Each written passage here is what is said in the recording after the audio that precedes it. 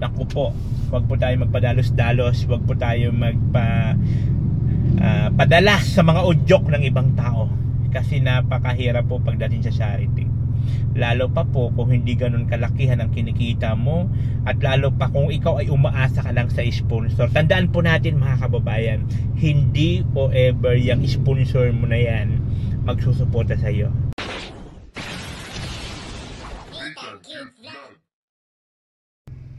Yan! Hello! Magandang araw po muli sa ating lahat. Muli nagbabalik ang likod. This is Nathan Cute Vlog. Ang taong walang pandan. And I thank you. Sarot! At syempre nandito naman yung lingkod para pag-usapan natin ang mainit at pinag-uusapan ngayon sa mundo ng kalingap, si Miss Yang Mi sa kanyang pinaplanong landing pad sa kanyang lugar sa Iloilo City. At ito na nga, ang pag-uusapan natin ay tungkol doon sa pinaplano niyang landing pad sa kanyang lugar sa Iloilo. Sa kanya lahat ang gastos, di ba? Walang gagastusin sila Kuya Bal, walang gagastusin ang kalingap. Sagot niyang mi lahat. Di ba yun po yung pinag-usapan natin nung nakaraan. So bago ang lahat mga kabayan, ito naman po yung mga reaction natin ay atin naman itong nakukuha sa ating mga mapagkakatiwalaan source. Ay, gano'n, may gano'n. Ay, Diyos ko, parang ano lang, celebrity chika lang. Mapagkakatiwalaan source na kung saan po ay sila naman po ay nagbibigay sa atin ng information. At siyempre tayo naman po, hindi naman kasi ako agad-agad gumagawa ng reaction video hanggat hindi ko siya na nagpupunta-punta na muna ako sa mga ibang mga reactors. Nagkukuha rin ako ng mga idea kung kung totoo ba itong mga sismis, yung mga ganun-ganun. At siyempre kay Kuya Bal. Di ba? Una-una kay Kuya Bal talaga ako. Minsan pag wala pa si Kuya Bal, ang hina naman ni Kuya Bal, wala pang balita. Pumupunta ako sa mga reactor na masyadong mga marites. Kilala na kung sino yun. Charot! Doon po ako kumukuha ng idea. So sabi ko nga, habang di pa po tayo nakakabalik ng dait at mayroon pa nga tayong patay, so Martes pa po ang libing nun. Sabi ko, gawa-gawa muna ako ng reaction. Pero kahit nasa ako, gagawa na rin po ako ng itutuloy-tuloy ko na to. Itutuloy-tuloy ko na to.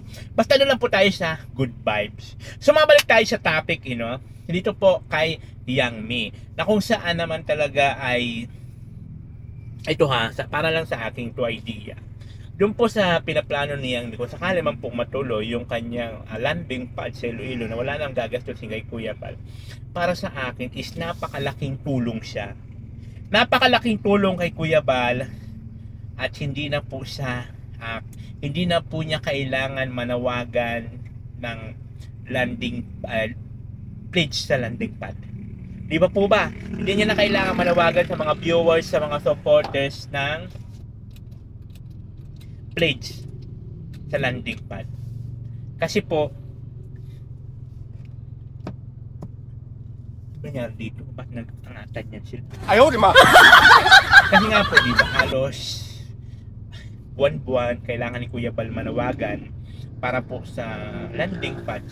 Kasi nga po, pangbigay po dun sa mga deputy, pangbigay po dun sa mga ambasador, pambayad sa renta, wifi, and din tubig, kuryente, etc. etc. So pag ganun po ang mangyari, libre na po. Pero sa Iloilo lang, kasi doon lang naman ang landing pads ni Yang Mi, di ba? So Yang Mi landing pad at Iloilo City. Taray! Sabi ko nga naman, marami naman magtataas ang kilay sa plano ni Girl Lalots, di ba? So napakalaking tulong. Yun nga lang.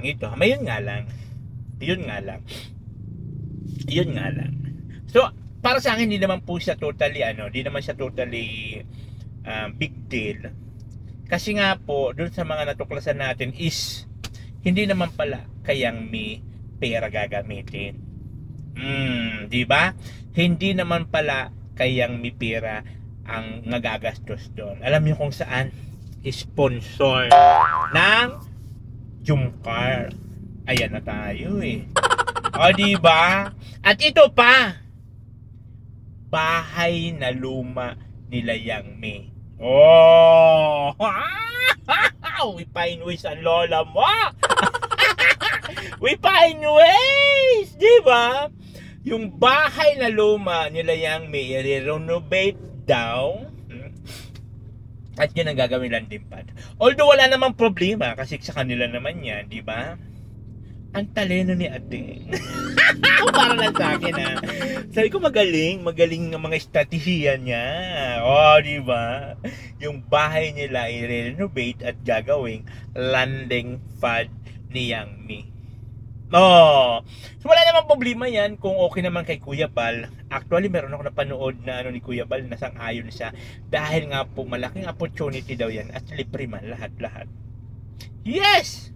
At ito meron tayong papanoorin na video kay Ate Malo. Dito ko po nakuha itong information na yung bahay na luma pala nila yung may gagamitin and then sponsor. Pakinggan natin mga akla, ha? Go! Pakinggan natin. Pakinggan lang naman din para mayroon tayong idea. Baka sabihin nyo kuda lang ako ng kuda, wala naman ba siya. Although sa mga iba siguro mga reactor like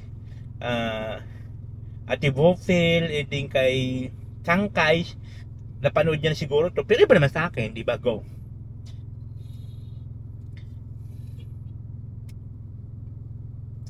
Bakit walang boses? Ano, bakit walang sound? Ay, bakit nandito siya sa TV? Sandali. Open pa lang kayo. Ayaw, di ma. Go.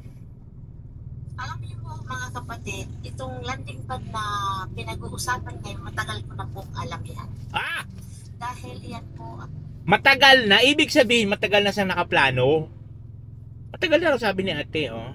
Go. ay kahit pa paano ay naikikwento sa akin po yan ng ibang sponsor. Ano? Alam niyo po mga kapatid, ito ay, ako dito wala akong papanigan mga kapatid. Dahil kami po mga reactor ay opinion niya lang, yun ay rinirespeto ko. Tama, pag mga reactor kasi, pag isa kang reactor, ay sarili mong opinion na kumukuha ka sa mga nangyayari. Base po sa mga napanood mo, base sa mga nangyayari. Doon lang naman po nag-iikot ang buhay ng mga reactor. Go. At dahil po kami ay nandito sa Kalingap at may kanya-kanya po kami opinion, kailangan po namin respetuhin na para po ay sa pinag-uusapan po dito sa landing pad. Ano? Alam niyo po mga kapatid, matagal ko na po itong alam. No? Hindi nyo kaya yan. Na gusto nga ng magkaroon ng landing pad sa Iloilo. Para daw po kahit pagpunta daw nila Kuya Bal doon, may matutuluyan. Yun po dito ang ano po. At ito po ay naman pala sa akin, isa sa mga sponsor ni Yang Mi. Napapag-usapan po namin to. Sabi ko naman, kung hindi naman po makakasira sa Kalingap o makakabuti sa Kalingap, bakit hindi? Kung makakasira sa Kalingap, wag na lang dahil baka nga naman makasira at sasabihin kompetensya. Pero palagay ko po ay alam naman natin si Yang Mi ang laki ng respeto kila Kuya Bal. At siya talaga po, yung gusto niya talaga lang po makatulong po dito sa Kalingap. Na alam natin, napalaganap niya na po ang pagtulong. Hindi tulong, basta po nakatulong. Dito nga sa mga sponsor, pagkakaalam ko po dito sa landing pad na to, si Yang Mi, may bahay sila sa Iloilo. Yun yan. Gusto niya lang ipaparenovate ng sarili niyang kita sa YouTube. Ayan, taray.